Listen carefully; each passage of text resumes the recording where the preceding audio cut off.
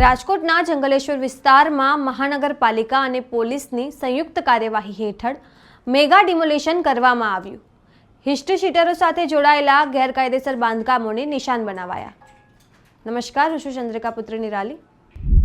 રાજકોટના જંગલેશ્વર વિસ્તારમાં મહાનગરપાલિકા અને પોલીસની સંયુક્ત કાર્યવાહી હેઠળ મેગા ડિમોલિશન કરવામાં આવ્યું છે, જેમાં 11 હિસ્ટ્રી શીટરો સાથે જોડાયેલા ગેરકાયદેસર બાંધકામોને લક્ષ્ય બનાવવામાં આવ્યું હતું।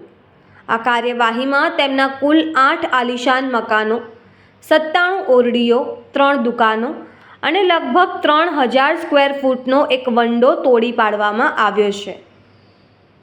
આરોપીઓ આ મકાનોમાં રહીને નદીના પટ્ટા પર બનાવેલી ઓરડીઓ ભાડે આપતા હતા અને તેમાંથી મળતી આવકનો ઉપયોગ ગેરકાયદેસર પ્રવૃત્તિઓમાં કરતા હતા।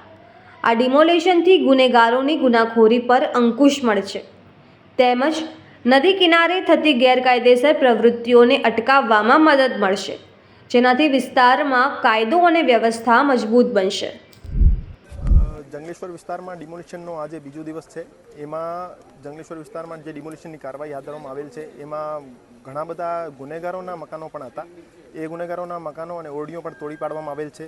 દાખલા રૂપે જોઈએ તો રહેમત ઉર્ફે રમા જુનેજા નામની જે આરોપી છે એના ઉપર 19 ગુના છે અને એ ગાંજો વેચવાનું અને જુગાર રમાડવાનું કામ કરતી હતી। એના 3 આલિશાન મકાનો હતા અને 48 ઓરડીઓ એની તોડી પાડવામાં આવેલ છે। સમીર ઉર્ફે મરગો નામનો આરોપી છે, એના ઉપર 14 ગુના છે, એ ગુસ્સીટોકમાં હાલ જેલ હવાલે છે। એની પણ ઓરડીઓ હતી। સમીર ઉર્ફે સંજલો જુનેજાની વાત કરીએ તો એના ઉપર 12 ગુના દાખલ થયેલા છે, એની 16 ઓરડીઓ હતી। ઇમરાન ટીકડો જેના ઉપર 27 ગુનાઓ દાખલ થયેલા છે, એના પણ અહીંયા મકાનો હતા। અને એ રીતે જે તમામ મોટા મોટા હિસ્ટ્રી શીટર, બુટલેગર, ટપોરી માણસો છે એ પોતાના આલિશાન મકાનો બનાવીને જંગલેશ્વરમાં રહેતા હતા અને નાની નાની ઓરડીઓ નદીના પટમાં બનાવી એ ઓરડીઓ નાના માણસોને ભાડે ઉપર આપતા હતા। તો તમે આ વિશે શું વિચારો છો, કમેન્ટ કરીને જણાવો। અત્યાર માટે બસ આટલું જ।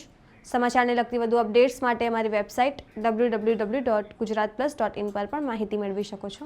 ધન્યવાદ।